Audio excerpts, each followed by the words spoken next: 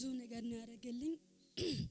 የዛሬ 15 ቀን ወር ይሆናል መሰለ በጣም ከፍቶኝ የልጅ እናት ነኝና ባሌ ኮኔ ጋር በትንሽ ነገር ተጋጨን መጣው ብሎ ጥሎኝ ሄደኝ። የይት ያለች የይት ልጆች አሉኝ። በቃ እናቱን ነው ማስተናገዳቸው። አጥም በጣም አነሰኝ ደከመኝ አቋንቴ ባዶ ሆነ። ከዛ ከፍቶኝ በቃ በነጠላ ጫማ እዚህ ቁጭ ብዬ መጣውና ቁጭ ብያለሁ። የእግዚአብሔር ሰው መጥቶ አገለገ። ኑሮሽን ፋይናንስ ሁሉ ነገር እየታገልሽ ነው አዩሽ አለኝ። እውነት ነው የእግዚአብሔር ሰው አልኩት። መጥቶ ጸለይክ በቃ አለቀስኩት። ይሄ በቃ ቅዱሳውንም ባኔ ማየት አልፈልግም ብሎ እሱም ስለኔ አልቅሶ ጸለየልኝ። ከዛ በኋላ በቃ ዘይት ለመግዛት ሽንኩርት በጣም ተቸገርኩት። በቃ ልጅ ያለው ሰው ያውቃል የልጅ ምን አይነት ወጪ እንደሚወጣ ያውቃል። ብቻዬ ቢሆን ምንም አይመስለኝ ነበር። በጣም ከፋኝ። በቃ ቢያንስና ልጅን ቢያንስ ማየት ይችላል። ልጅና እሱም የእግዚአብሔር ሰው ነው፣ አገልጋይ ነው፣ ነብይ ነው። ግን መጣው ብሎ ሲሄድ ምን እግዚአብሔር ለምን እንዳደረገኝ አላውቅም ብዬ ዝም አልኩት።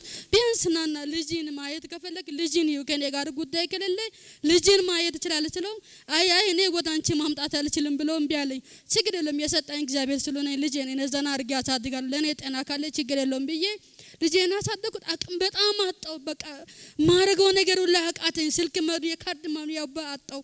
እዛ እግዚአብሔር ፊት አለቀጥኩ። እግዚአብሔር ለምንድን ነው እንደዚህ የምትቀጣኝ ብዬ ጓደኛዬ እሷ አለች፣ እሷ ታውቀኛለች፣ ጎረቤቴ ናትና ለእግዚአብሔር እንደዚህ አትቅጣኝ በቃሽ በላይ ምናምን ብዬ ስመጣ እግዚአብሔር ሁሉ ነገር ነገረኝ። ሁሉ ህይወቴን ኑሬን ሁሉ ነገር ነገረኝ። ካሁኑ በኋላ ካንቺ ቤት በቃ ማጣት ተባብሯል አለ።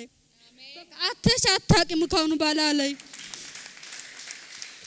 እዛ ከዚህ ከሄድኩ በኋላ እግዚአብሔር በቃ በማላስበው ሰዎች በቃ እንደዚህ 1000 እያላኩ 2000 እያላኩ በቃ ካሁን በኔ ቤት አሁን ማጣት የለም ችግር የለም።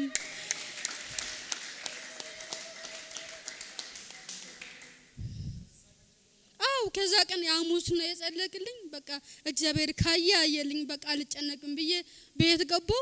ማላቃቸው ሰዎች ዝም ብዬ እያዩ እየደውሉ እየጠየቁ ብር ልክሉኛል። በቃ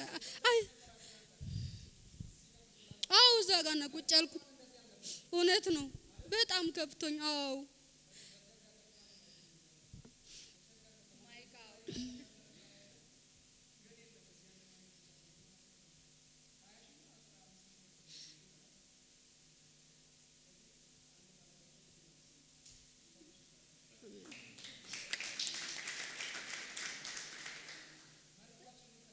እውነት ነው።